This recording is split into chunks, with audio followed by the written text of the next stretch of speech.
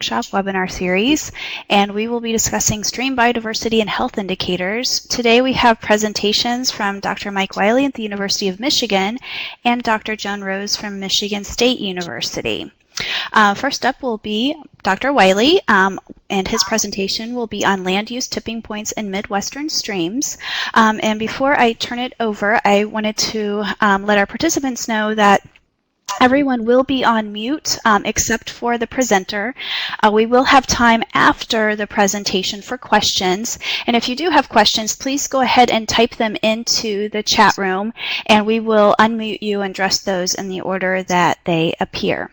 And now I will go ahead and turn it over to Dr. Wiley, and I will get the presentation up here momentarily.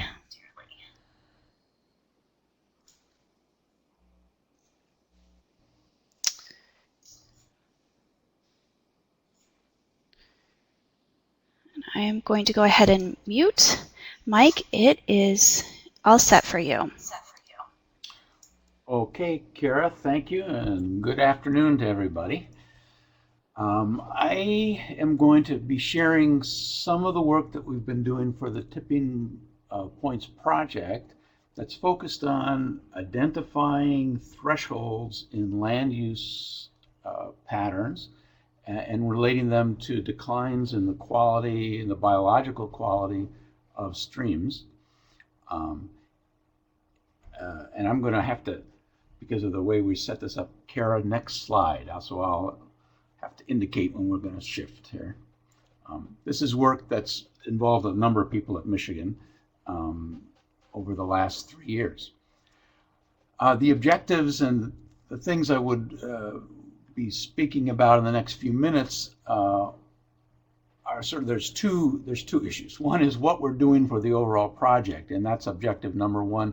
We were tasked with developing deployable model for predicting land use change impacts on streams and rivers in the Midwest as our part of the contribution, our contribution to this project. And I'll talk about the model that we end up with. The important aspect of that is our target was that we produce a model that relates land use to the condition of streams, but also that it be easily deployed in the kind of dashboard decision interface that's being developed at Purdue. So that's our technical objective. The second point is really our sort of philosophical objective. It's important to all of us to be able to use the metaphor of tipping point because it's really an important and useful idea that people can relate to on the one hand, but on the other hand, reflect the reality that we know, which is that when it comes to land use and streams, for example, there isn't a single land use that we're concerned with. There's really a number of different aspects of land use that have strong effects on the condition of stream and river ecosystems. Next slide. Next. Yeah. So for a start, I just would like to talk a little bit about this idea of tipping points and what it might mean in a more complex setting where there are a number of tipping points occurring in a system. So the idea of tipping point, we all have a almost genetic or visceral connection with. We get when we're about to stumble, for example. We're going from up to down and you can feel it in your gut. And so when we talk about tipping point in that sense, everybody can relate to it. But tipping point, as we normally think about it, a sort of threshold where something's going to happen, is a sort of one-dimensional kind of idea. And we need to think about how do we communicate tipping points and thresholds if there are multiple factors going on, for example, in the way we use the landscape. So a single threshold on a single dimension is a tipping point. That's really clear.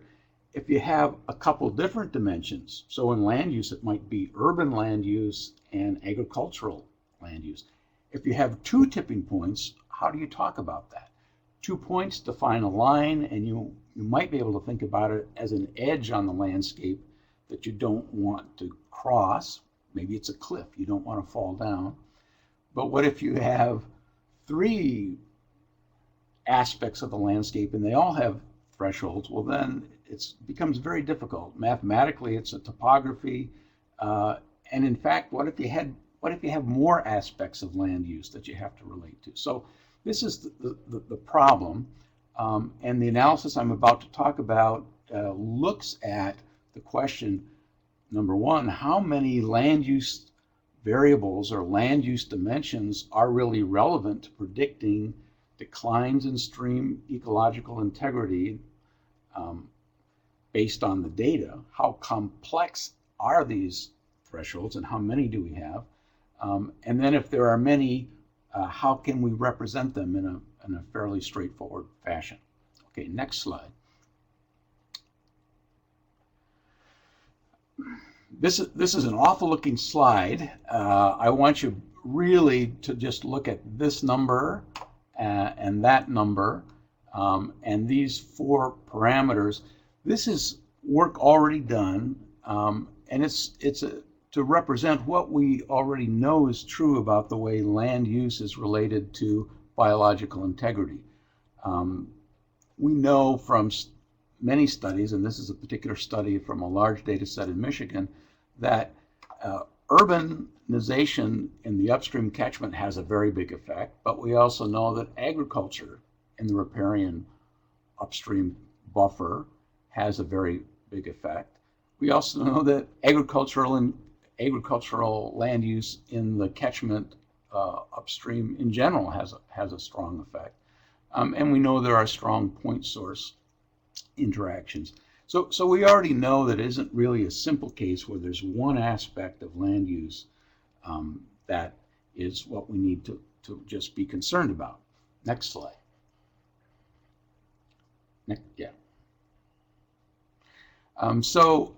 For this work that we're talking about today, we took the basic data set from Michigan, which was a couple thousand state biomonitoring sites, and we added data from Wisconsin and from Illinois to more adequately represent the sort of upper Great Lakes area.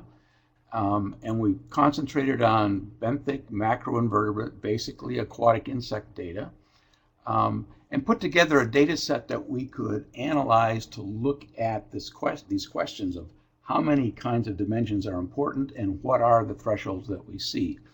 In the end, we ended up with a little over 4,000 sites, and they represent a very good range of, for example, this is sites just plotted against agricultural row crop in the riparian zone. We have some with none, we have some with lots. This is percent urban in the catchment. We have representations from all 3 regions, all 3 states along this gradient, although obviously we have many more places that have a small amount of urban versus places that are 100% urban. But we have pretty good coverage. And the response variable we looked at is a normalized biological integrity metric. And basically, it has a value of 0 if the stream is where it should be, and it goes negative to the degree that it's impaired. We use normalized metrics because the state procedures used in the different states are slightly different, and we have to correct for that. Next slide. So if we take that big data set and we boil it down and we look at from the past what we already know being the case that urbanization in the catchment has a big impact, we can get a sort of single dimension tipping point plot that looks something like this. So this axis is the proportion of the upstream catchment that's in medium to high density urban land use, and the y-axis is the proportion of the sites impaired, so it's like a probability. This being they're all impaired, 0 being they're none impaired. And as we condense the data so we can compute probabilities out of it, we see that somewhere starting around 10%, the probability of being impaired is very, very high. And this makes good sense as a sort of tipping point. We have a long history in watershed management of using a rule of thumb of 10% impervious surface as a point to avoid, and medium high density urban is sort of like mostly impervious. So this means the data sets from these three states are reasonable given everything we have known from the past, and we have a tipping point somewhere around 10%. Next slide. If we look at those, the data where we have this side of 10%, where we don't have that much urbanization, but we still have some sites that are pretty seriously impaired, and break that out and look a little closer, we'll see that a lot of these low urban but more impaired sites really have a lot of agriculture going on in them. And so in this data set, we're also seeing what I showed you a minute or two ago from the Michigan analysis, that yeah, it's not just about urban, it's also about ag. So now we know we have at least a two-dimensional kind of problem. Next slide.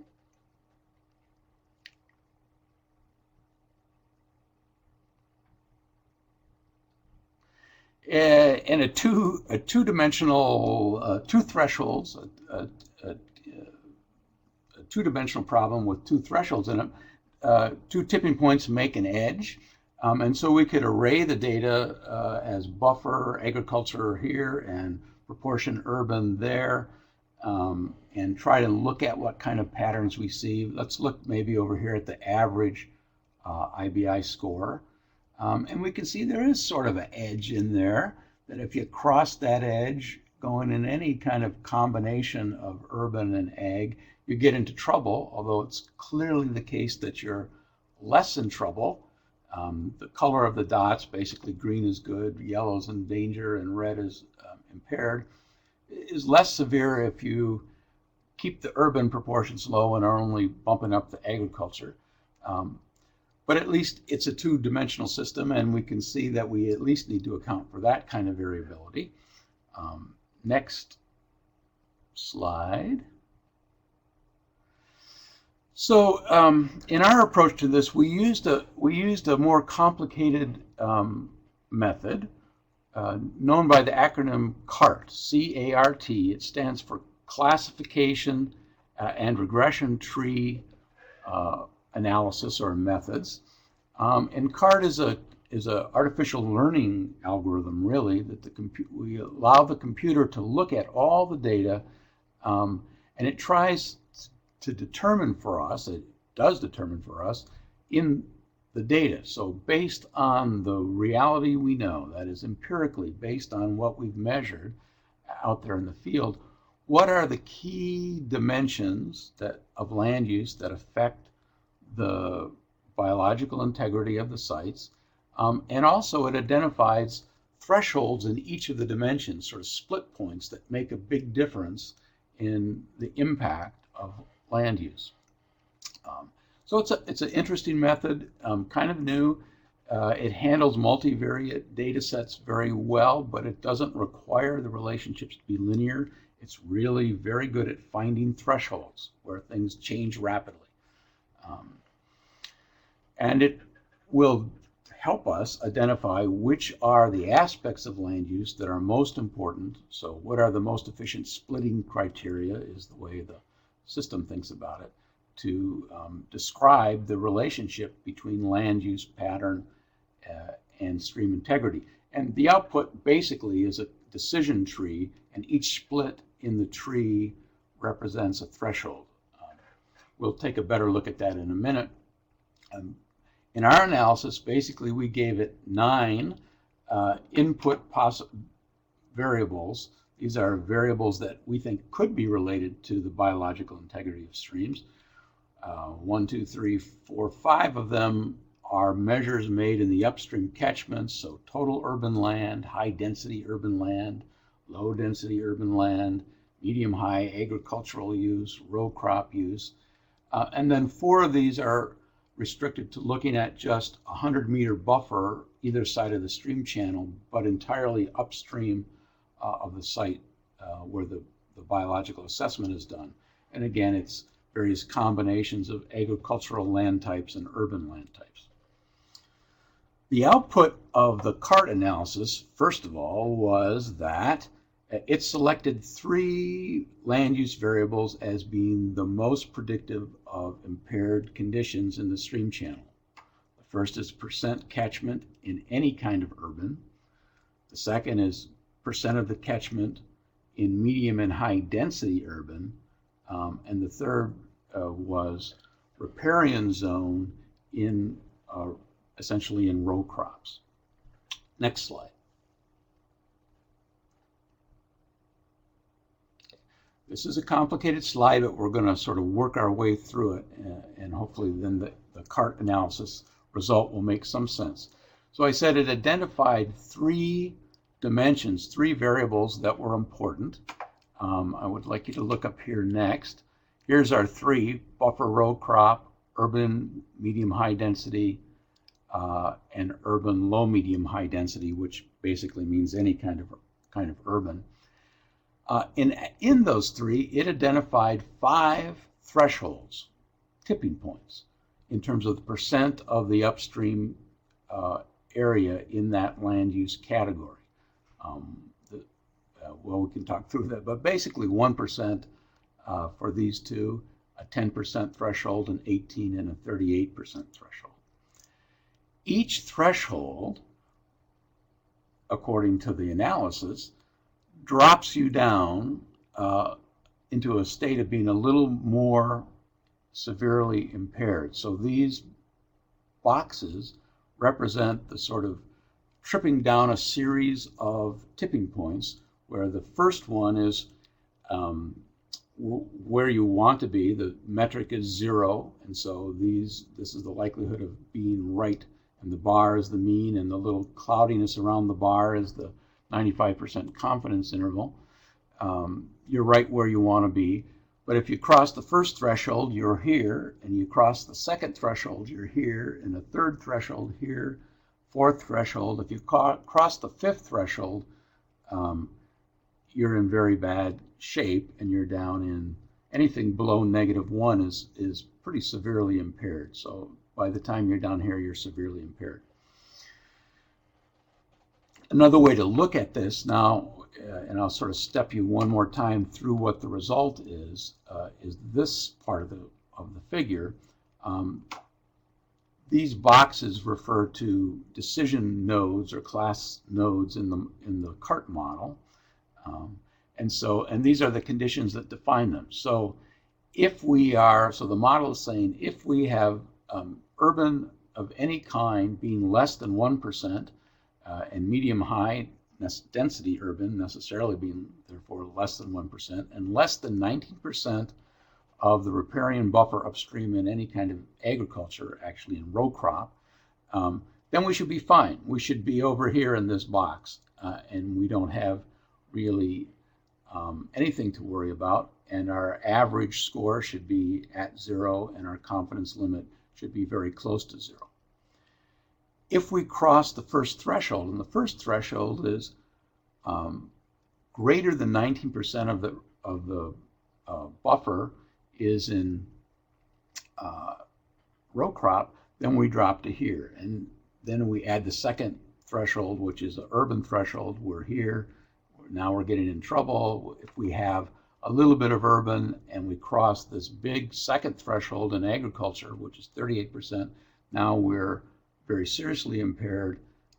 And once we're into very high levels of urbanization, it doesn't even matter what the agriculture is. We're have very impaired kind of streams. Next slide.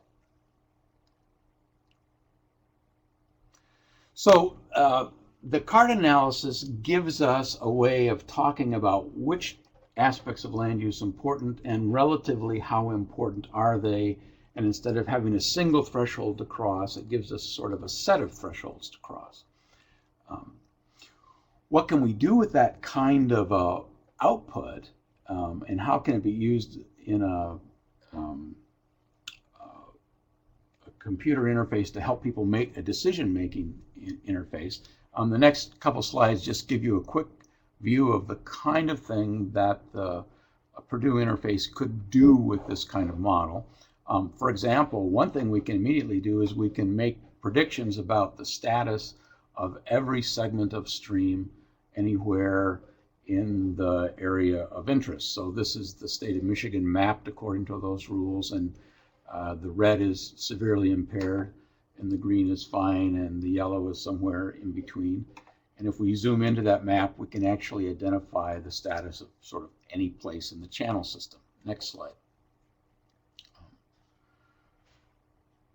But more importantly, because we know what these thresholds are, it's a fairly minor analysis to identify what you're seeing are segments of streams that are either very close to being near one of the thresholds, so we can flag them and say, look, a little more land use change in this direction, you're going to be in trouble. Or the green ones are places that are just a little over the threshold, and we can say, look, a little more attention right here, you might be able to make some changes and push the back to the other side of the threshold and improve the quality of the system. So we can use this kind of multiple threshold model and the rules for land use to identify targets of opportunity for conservation, targets of opportunity for restoration. Next slide. This is looking at agricultural tipping points, and in Michigan anyway, we have a lot more opportunities to say, look, don't do too much more or you're going to have trouble in terms of agricultural use of the riparian zone. Next slide.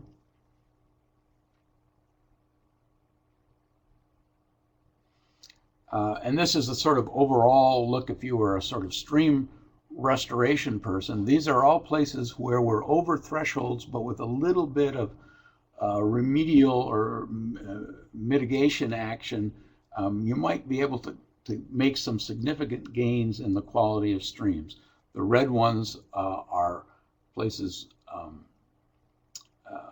where it's catchment level issues, and the green ones are places, the green ones are riparian mitigation, and the red ones are urban. So we can use this kind of model to help guide on the ground thinking about fairly specific places and what land use changes in those catchments might mean. Next slide, and I think it might be the last slide. So what have we learned? And well, so the CART, the CART techniques, classification regression tree techniques, they're useful. They proved useful in helping us decide which land use variables are important and where those thresholds lie. The whole idea of using multi-dimensional land use tipping points seems like it's easily worked into GIS analyses and to artificial intelligence enhanced planning interfaces of the type that we're all working on and that Purdue is leading. And finally, my conclusion is that it's important to keep this sort of complexity in the system so that people at the one hand can use the tipping point metaphor, which people respond to and understand clearly. But on the other hand, we can reflect the reality of the science, which is we know that it's not one thing. It's really a number of things, and sometimes a number of things in concert that make the difference out there in nature. And I'll stop right there and be happy to take comments. Thank you very much, Dr. Wiley. We do have a couple of minutes for questions. So if people do have questions, please go ahead and let me know via chat. And I'll give it just a minute or so for people to type in, and then we will transition over to the next speaker.